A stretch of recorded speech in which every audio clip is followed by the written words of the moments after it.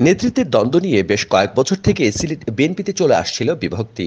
এক গ্রুপের নেতৃত্ব দিচ্ছিলেন খালেদা জিয়ার উপদেষ্টা খন্দকার আব্দুল মুক্তাদির, আর অন্য গ্রুপে কেন্দ্রীয় সদস্য সিলেট সিটি কর্পোরেশনের মেয়র আরিফুল হক চৌধুরী। নিজেদের বলয়ের শক্তিমত্তার পরিচয় দিতে রাজপথে উভয় গ্রুপ পাল্টাপাল্টি শোডাউনও করেছে বিভিন্ন সময়। কিন্তু হঠাৎ করে সিলেট বিএনপির দুই মেরুর এই দুই গ্রুপ সহ সকল উপগ্রুপ এক ব্যানারের পেছনে ঐক্যবদ্ধ হয়েছেন। আগামী জাতীয় সংসদ নির্বাচন ও আন্দোলনকে সামনে রেখে রাজপথের দখল নিতে সকল গ্রুপের নেতারা মিলে এই ঐক্য গড়েছেন বলে দলীয় সূত্র নিশ্চিত করেছে। দলীয় সূত্র জানায়, জেলা বিএনপির সম্মেলনের পরই সিলেট বিএনপিতে ঐক্য ফেরানোর কাজ শুরু হয়। নবনির্বাচিত সভাপতি আব্দুল কাইম চৌধুরী ও সাধারণ সম্পাদক ইমরান আহমদ চৌধুরী দলের বিভেদমান গ্রুপগুলোর নেতাদের এক মঞ্চে বসানোর উদ্যোগ নেন। এতে কিছুটা সফল হন তারা। খন্দকার আব্দুল মুক্তাদির ও আরিফুল হক চৌধুরীর মধ্যে বাহ্যিক দূরত্ব কমলেও অন্তর্দ্বন্দ্ব থেকেই যায়। এর মধ্যে গত কিছুদিন আগে আরিফুল হক চৌধুরী লন্ডন সফরে গিয়ে দলের ভারপ্রাপ্ত চেয়ারম্যান তারেক রহমানের সাথে দেখা করলে তাকে সিলেটে ঐক্যবদ্ধভাবে কাজ করার নির্দেশ দেওয়া হয়। একইভাবে ঐক্যের ব্যাপারে লন্ডন থেকে খন্দকার মুক্তাদিরের কাছেও আসে কড়া বার্তা। তারেক রহমানের কঠোরতায় দুই নেতা ও তাদের অনুসারীদের মধ্যে দূরত্ব কমে আসে। সূত্র আরও জানায়, ঢাকা বিশ্ববিদ্যালয় সহ বিভিন্ন স্থানে ছাত্রদলের মিছিলে হামলার পর সিলেটে বিএনপির নেতারা কয়েক দফা বৈঠকে বসেন। দল নিরপেক্ষ সরকারের অধীনে আগামী জাতীয় সংসদ নির্বাচনের দাবি আদায়ের আন্দোলনের প্রস্তুতি নিতেও কেন্দ্র থেকে সিলেটের নেতাদের নির্দেশ দেওয়া হয়। লন্ডন থেকে তারেক রহমান ও ঢাকা থেকে কেন্দ্রীয় নেতাদের নির্দেশ পাওয়ার পর সিলেটের রাজপথে শক্তি বাড়াতে সকল গ্রুপ মিলে ঐক্যের পথ বেছে নেন। বিএনপির পাশাপাশি অঙ্গ সংগঠনগুলোকেও রাজপথে সক্রিয় করার উদ্যোগ নেন নেতারা।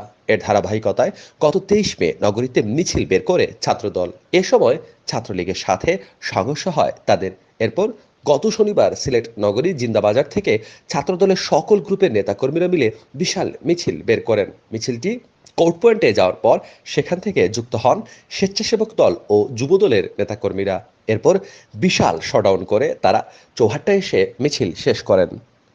মিছিল চলাকালে জিন্দাবাজারে দাঁড়িয়ে খন্দকার আব্দুল মুক্তাদির সহ জেলা ও মহানগরের কয়েকজন শীর্ষ নেতা অঙ্গ সংগঠনের নেতাকর্মীদের উৎসাহ দেন।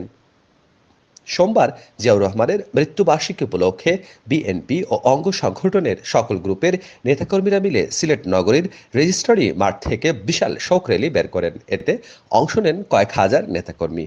মিছিলের নেতৃত্বে ছিলেন খন্দকার আব্দুল মুক্তাদির, আরিফুল হক চৌধুরী, জেলা বিএনপির সভাপতি আব্দুল কাইম চৌধুরী ও মহানগরের আহ্বায়ক আব্দুল কাইম জালালী পঙ্কি।